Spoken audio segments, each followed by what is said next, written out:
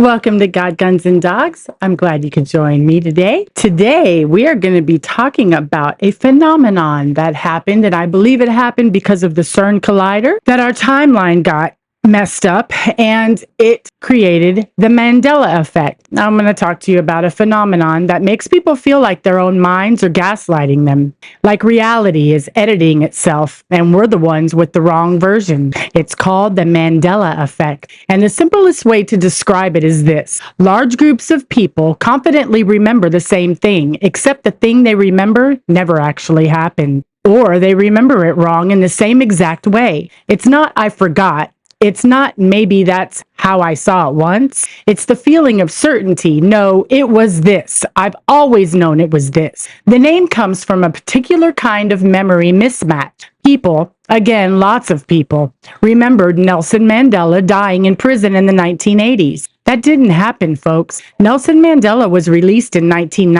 and died in 2013. The internet latched onto that shared false certainty, and the phrase Mandela Effect stuck. The Mandela Effect isn't just one category. It comes in different flavors: movie quotes, logos, spellings, lyrics, images, colors, even entire non-existent works. And what makes it so sticky is that when you hear the corrected version, your brain can feel offended, like you're being asked to admit that you were wrong about something that you never even questioned in the first place. So let's start with the classics, shall we? Because the Mandela Effect doesn't ease you in. It attacks immediately. Now, this is the one that kind of gets me too. The "I am your father" quote. How many people have heard the Star Wars line as "Luke, I am your father"? The one is everywhere. It's basically a pulp culture fact, but the actual line is different. "No, I am your father." What? That's not how I remember it. I remember it as "Luke, I am your father." And watch what happens when you hear "no" instead of "Luke." You don't just go, "Oh, I guess it is no." You go, "Wait, why did I always hear Luke?" Because your brain isn't storing the quote like a hard drive. It's storing a blend of expectation and memory. And number two, quote, I had every single Berenstein Bear book when I was growing up. EIN is how it was spelled when I had it, not STAIN.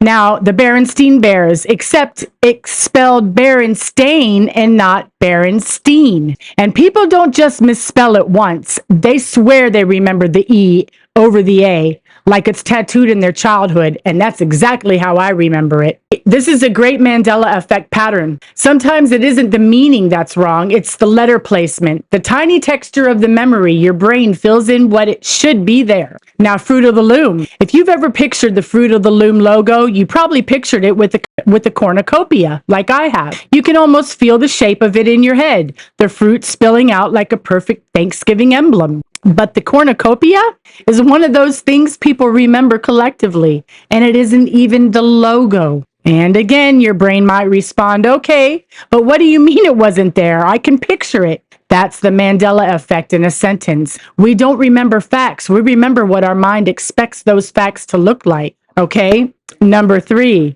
the Monopoly Man. Who is the Monopoly mascot? Rich Uncle Pennybags? A lot of people remember him wearing the monocle. The little eyeglass, remember? But the monocle, it isn't even part of his design today. This one is powerful because monocles are such a symbol. They're a rich guy accessory. So your brain goes, rich man, therefore monocle.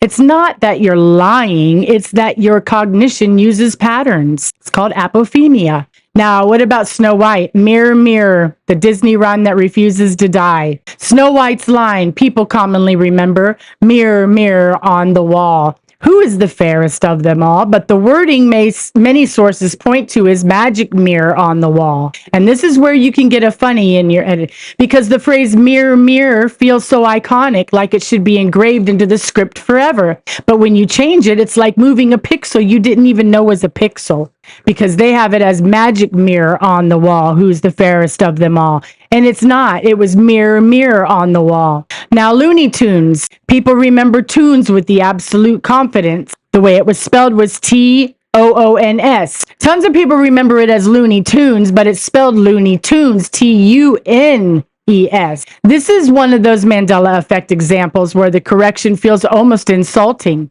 Like, are you saying I've been reading the wrong word for decades? And that's exactly the reaction that makes the Mandela Effect addictive to watch. They're the kinds of wrong that match what do you expect to hear, what you expect to see, what your culture taught you the symbol means, what rhymes well, what sounds right. Your brain is a prediction machine. The Mandela Effect shows you what predictions look like when they're recorded as memories, okay? People often remember double stuffed, but the spelling is double stuffed. Number 9, Wizard of Oz. Kansas anymore feels permanent. Dorothy's famous line. People remember Toto. I don't think we're in Kansas anymore, but it's commonly given as Toto. I have a feeling we're not in Kansas anymore. No, I remember it as Toto. I don't think we're in Kansas anymore. Not Toto. I've a feeling we're not in Kansas. That doesn't make any sense. And the I've a feeling version is exactly the kind of small wording difference that should be forgettable.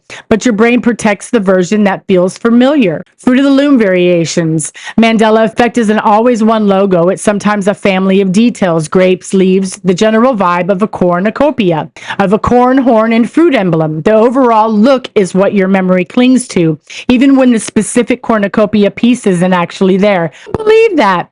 Well, leave down in the comments and tell me what you think about this Mandela Effect. Kind of intriguing, isn't it? Remember, no matter what life throws your way, you still have potential. Just have faith. God bless you, and God bless America.